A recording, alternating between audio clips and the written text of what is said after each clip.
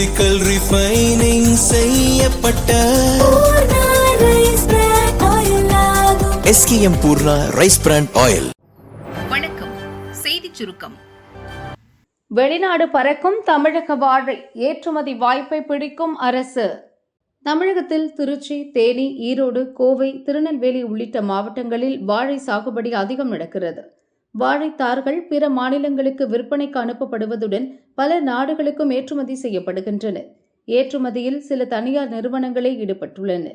தமிழகத்தில் உணவு பதப்படுத்துதல் துறையில் முதலீட்டை ஊக்குவிப்பது மற்றும் வேளாண் விளைபொருட்கள் ஏற்றுமதியை ஊக்குவிக்கும் பணிகளை சிறு குறு நடுத்தர தொழில்துறையின் கீழ் செயல்படும் TNFX நிறுவனம் மேற்கொள்கிறது. இந்த நிறுவனம் தமிழகத்தில் விளையும் அரிசி, மாம்பழம், வாழை, கொய்யா, தக்காளி, மிளகாய் ஆகிய பொருட்களுக்கு உற்பத்தி, பதப்படுத்துதல், பிராண்டிங் மற்றும் சந்தைப்படுத்துதலை உருவாக்கி ஏற்றுமதியை ஊக்குவிக்கும் பணியில் ஈடுபட்டுள்ளது.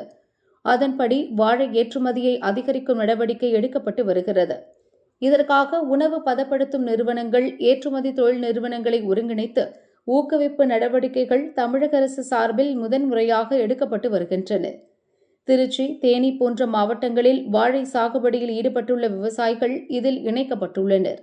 இதன் மூலம் 5 லட்சம் கிலோ வாழைப்பழங்கள் ஏற்றுமதி செய்ய 200 விவசாயிகள் தொழில் நிறுவனங்களுடன் இணைக்கப்பட்டுள்ளனர். இதுகுறித்து சிறு குறு நடுத்தர தொழில்துறை அதிகாரி ஒருவர் கூறியதாவது: தமிழகத்தில் 2,50,000 ஏக்கரில் வாழை சாகுபடி நடக்கிறது. நாட்டில் வாழை விளைச்சலில் தமிழகம் முதலிடத்தில் உள்ளது. பல வகை வாழைப்பழங்கள் சாகுபடி செய்யப்படுகின்றன. அவற்றை வாங்கும் பிற மாநில வணிகர்கள் பதப்படுத்தி வெளிநாடுகளுக்கு ஏற்றுமதி செய்கின்றனர். எனவே தமிழகத்தில் இருந்து நேரடியாக வாழைப்பழம் ஏற்றுமதியை அதிகரிக்க விவசாயிகள் ஊக்குவிக்கப்பட உள்ளனர்.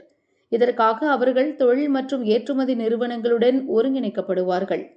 ஏற்றுமதி தரத்திற்கு இணையான வாழைகளை பயிரிட இந்நிறுவனங்கள் விவசாயிகளுக்கு உதவும். சாகுபடி தொடர்பான புதிய தொழில்நுட்ப உதவிகளையும் ஏற்றுமதி செய்வதற்கான வசதி வாய்ப்புகளையும் இந்த நிறுவனங்கள் விவசாயிகளுக்கு அளிக்கும். விவசாயிகள் மட்டுமின்றி படித்த இளைஞர்களும் வாழைப்பழ ஏற்றுமதி தொழில் துவங்க தேவையான உதவிகளை அரசு செய்து தரும் என தெரிவிக்கப்பட்டுள்ளது. லண்டனில் கத்திக்குத்து, இந்திய இளைஞருக்கு சோகம். பஞ்சாப் மாநிலம் மெஹதிபூரைச் சேர்ந்தவர் குர்பீத் சிங். அவருக்கு கடந்த 2022ஆம் ஆண்டில் லண்டனில் வேலை கிடைத்து அங்கு வசித்து வந்தார். இந்த நிலையில் கடந்த புதன்கிழமை நண்பர் ஒருவருடன் ஹோட்டலில் இரவு உணவு சாப்பிட்டுள்ளார். அப்போது இவருக்கும் வேறு சிலருக்கும் வாய் தகராறு ஏற்பட்டு கைகலப்பாக மாறியுள்ளது. அப்போது எதிர்கோஷ்டியினர் கையில் வைத்திருந்த கத்தியால் குர்பீத் சிங்கின் கழுத்தை அறுத்துள்ளனர். இதில் இரத்த வெள்ளத்தில் அதே இடத்தில் குர்பீத் சிங் இறந்தார். மற்றொரு இளைஞர் படுகாயமடைந்தார். அங்கு சென்ற போலீசார் குர்பீத் சிங் உடலை மீட்டு பிரேத பரிசோதனைக்கு அனுப்பி வைத்தனர். உயிருக்கு போராடிய இளைஞரை மருத்துவமனையில் சேர்த்தனர். CCTV காட்சிகளை கைப்பற்றி விசாரணையை தொடங்கிய போலீசார் சந்தேகத்திற்கிடமான 7 பேரை கைது செய்தனர். சம்பவத்துக்கான காரணம் என்னவென தீவிர விசாரணை நடக்கிறது. இதனிடையே குர்பீத் சிங் உடலை இந்தியாவுக்கு கொண்டுவர உதவ வேண்டும் என மத்திய அரசுக்கு இளைஞரின் குடும்பத்தினர் கோரிக்கை விடுத்துள்ளனர். எதிர்பார்த்ததை விட இருக்காரே, டெல்லி வட்டாரத்தில் இதே பேச்சு. டெல்லியில் சமீபத்தில் நடந்த நிதி ஆயோக் கூட்டத்தில் தமிழக முதல்வர் விஜய் பங்கேற்றார். அப்போது பிரதமர் மோடி, மத்திய உள்துறை அமைச்சர் அமித்ஷா மற்றும் மத்திய அமைச்சர்களை சந்தித்து பேசியுள்ளார். மத்திய அரசுடன் இணக்கமாக செல்ல முடிவெடுத்துள்ளாராம் விஜய். இதை பிரதமரிடமும் தெரிவித்துவிட்டாராம். இதனால்தான் விஜய் மீது சிறப்பு கவனம் செலுத்தினாராம் பிரதமர் மோடி. அத்துடன் தமிழகத்திற்கு தேவையான அனைத்து உதவிகளையும் மத்திய அரசு செய்து தரும் என்றும் கூறினாராம். அதே சமயம் தன் அரசுக்கு ஆதரவு அளித்து வரும் காங்கிரசுடனும் நட்பில் இருக்க விரும்புகிறாராம் முதல்வர் விஜய். டில்லி வருகையின் போது சோனியா, ராகுல் மற்றும் இடதுசாரி தலைவர்களையும் அவர் சந்தித்தார். சோனியாவை சந்தித்த போது தாவேகா தயவில் எம்பியான காங்கிரசின் பிரவீன் சக்கரவர்த்தியும் உடனிருந்துள்ளார். அடுத்த லோக்சபா தேர்தலில் காங்கிரஸ் கூட்டணி வெற்றி பெற்று ராகுல் பிரதமர் ஆவார் என சக்கரவர்த்தி சொல்ல ராகுலும் சோனியாவும் மகிழ்ச்சியடைந்தனராம். ஆனால் எதுவும் சொல்லாமல் அமைதியாக இருந்தாராம் விஜய்.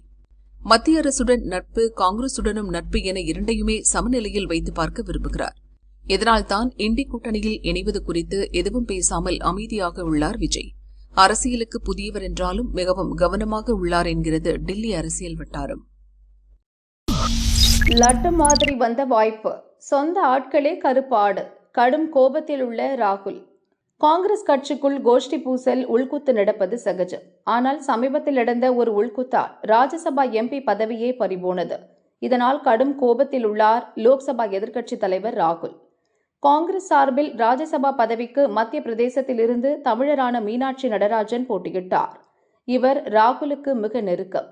இவரது பெற்றோர் தமிழகத்திலிருந்து மத்திய பிரதேசத்தில் நிரந்தரமாக குடியேறியவர்கள். இவருக்கு சீட் கொடுத்து வேட்பாளராக களமிறக்கியது மத்திய பிரதேச காங்கிரஸில் உள்ள பலருக்கும் பிடிக்கவில்லை. இவர் மிக எளிதாக ராஜ்யசபா தேர்தலில் வெற்றி பெற்று எம்பி ஆகியிருக்க முடியும். ஆனால் கடைசி நேரத்தில் இவரது வேட்புமனு நிராகரிக்கப்பட்டது. நிலுவையில் உள்ள வழக்கை தெரிவிக்காததால் வேட்புமனு நிராகரிக்கப்பட்டது என தேர்தல் நடத்தும் அதிகாரி தெரிவித்தார். இந்த வழக்கு தெலுங்கானாவில் மீனாட்சிக்கு எதிராக உள்ளது. அங்குள்ள பெண் கவுன்சிலர் ஒருவர் மீனாட்சிக்கு எதிராக நீதிமன்றத்தில் வழக்கு பதிவு செய்ய அவருக்கு நோட்டீஸ் அனுப்பப்பட்டுள்ளது.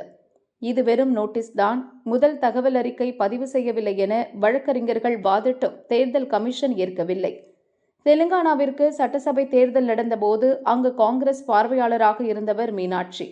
இவருக்கும் முதல்வரான ரேவந்த் ரெட்டிக்கும் ஆகாது. இதற்கிடையே மீனாட்சி மீதான வழக்கை பற்றி கூறியதே தெலுங்கானா காங்கிரஸ்காரர்கள்தான் என தெரிய வந்துள்ளது. மத்திய பிரதேச காங்கிரஸ் மூத்த தலைவர்களான கமல்நாத், திக் விஜய் சிங் தான் இந்த பிரச்சினைக்கு காரணம் என சந்தேகித்த ராகுல் இதுகுறித்து விசாரணைக்கும் உத்தரவிட்டுள்ளார். வளிமண்டல சுழற்சி, வெளுக்க போகும் மழை.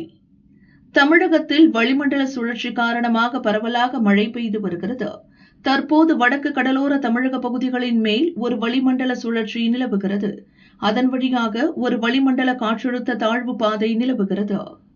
இதனால் இன்றும் நாளையும் தமிழகத்தில் ஒரு சில இடங்களிலும், புதுச்சேரி, காரைக்கால் பகுதிகளிலும் இடி மின்னலுடன் கூடிய லேசான மழைக்கு வாய்ப்புள்ளது. இன்று செங்கல்பட்டு, காஞ்சிபுரம், புதுக்கோட்டை, கடலூர், விழுப்புரம், திருவண்ணாமலை, பெரம்பலூர், அரியலூர், கள்ளக்குறிச்சி மாவட்டங்கள் மற்றும் புதுச்சேரியின் ஒரு சில இடங்களில் இடி மின்னலுடன் கூடிய லேசான மழைக்கு வாய்ப்பு உள்ளது. தஞ்சாவூர், திருவாரூர், நாகப்பட்டினம், மயிலாடுதுறை மாவட்டங்களில் இன்று இடி மின்னலுடன் கனமழை பெய்யும். சென்னையை பொறுத்தவரை மேகமூட்டத்துடன் காணப்படும். ஒரு சில இடங்களில் இடி மின்னலுடன் மழை பெய்யும். நாளை தமிழகத்தின் ஒரு சில இடங்களிலும், புதுச்சேரி, காரைக்கால் பகுதிகளில் மணிக்கு 40 முதல் 50 கிலோமீட்டர் வரை பலத்த காற்றுடன் மிதமான மழை பெய்யும். நாளை மறுநாள் முதல் 19ஆம் தேதி வரை தமிழகத்தின் ஒரு சில இடங்களிலும், புதுச்சேரி மற்றும் காரைக்கால் பகுதிகளில் மிதமான மழைக்கு வாய்ப்பு உள்ளதாக தெரிவிக்கப்பட்டுள்ளது. கோவிட் பாதிப்புக்கு பின் தள்ளாடும் வளரும் நாடுகள். இந்தியா, சீனா மட்டுமே தப்பியது. கோவிட் பெருந்தொற்றுக்கு பின் இந்தியா, சீனா தவிர மற்ற நாடுகளில் எதிர்பார்த்த பொருளாதார வளர்ச்சி இல்லாத நிலையில் பிற வளரும் நாடுகளின் பொருளாதாரம் தொலைந்த தசாப்தமாக மாறும் அபாயம் உள்ளதாக உலக வங்கி எச்சரித்துள்ளது. இதுகுறித்து குளோபல் எகனாமிக் ப்ராஸ்பெக்ட்ஸ் ஜூன் 2026 அறிக்கையில் உலக வங்கியின் தலைமை பொருளாதார நிபுணர் இந்தர்மித் கில் தெரிவித்ததாவது: கோவிட் பெருந்தொற்றுக்கு பின் வளரும் நாடுகளின் பொருளாதார வளர்ச்சி மந்தமடைந்துள்ளது. கடன் சுமை அதிகரித்து தொழில் முதலீடுகள் சரிந்துள்ளன. மேலும் உலகளாவிய நெருக்கடிகளால் வளர்ந்த நாடுகளுடனான வருமான இடைவெளியை குறைப்பதில் வளரும் நாடுகள் பின்தங்கியுள்ளன. பல ஏழை நாடுகள் எதிர்பார்த்த வளர்ச்சியை அடையவில்லை. அத்துடன் உணவு பாதுகாப்பின்மை மற்றும் வறுமையும் தீவிரமாகியுள்ளன. இந்தியா, சீனாவை தவிர பிற வளரும் நாடுகளின் தனிநபர் வருமானம் வளர்ந்த நாடுகளுடன் ஒப்பிடுகையில் கோவிட்டுக்கு முந்தைய நிலையை 2028க்கு பிறகே எட்டும் என எதிர்பார்க்கப்படுகிறது என்று அவர் கூறியுள்ளார். சர்வதேச சந்தையில் யூரியா விலை கடந்த ஓராண்டில் சராசரியாக 141% உயர்ந்துள்ளதால் மத்திய அரசுக்கு உர மானிய சுமை கணிசமாக அதிகரிக்கும் நிலை ஏற்பட்டுள்ளது. மேற்காசிய போர் மற்றும் உலகளாவிய விநியோக தடங்கல்களால் யூரியா, டிஏபி மற்றும் பாஸ்போரிக் அமிலம் போன்ற முக்கிய உரங்களின் விலைகள் கடுமையாக உயர்ந்துள்ளன. இதன் தாக்கம் இந்தியாவின் உர இறக்குமதி செலவிலும் பிரதிபலித்துள்ளது. எனவே நடப்பு 2026-27 நிதியாண்டுக்கான உர மானியத்தை கணக்கிடுவதில் மத்திய அரசுக்கு கடும் நெருக்கடி ஏற்பட்டுள்ளது. அரசின் உர மானிய செலவு பட்ஜெட்டில் ஒதுக்கப்பட்ட தொகையை விட கணிசமாக அதிகரிக்கும் வாய்ப்பிருப்பதாக கூறப்படுகிறது. எனினும் சமீபத்தில் வெளியிடப்பட்ட யூரியா இறக்குமதி டெண்டரில் விலைகள் கணிசமாக குறைந்திருப்பது எதிர்காலத்தில் மானிய சுமையை ஓரளவு குறைக்க உதவக்கூடும்.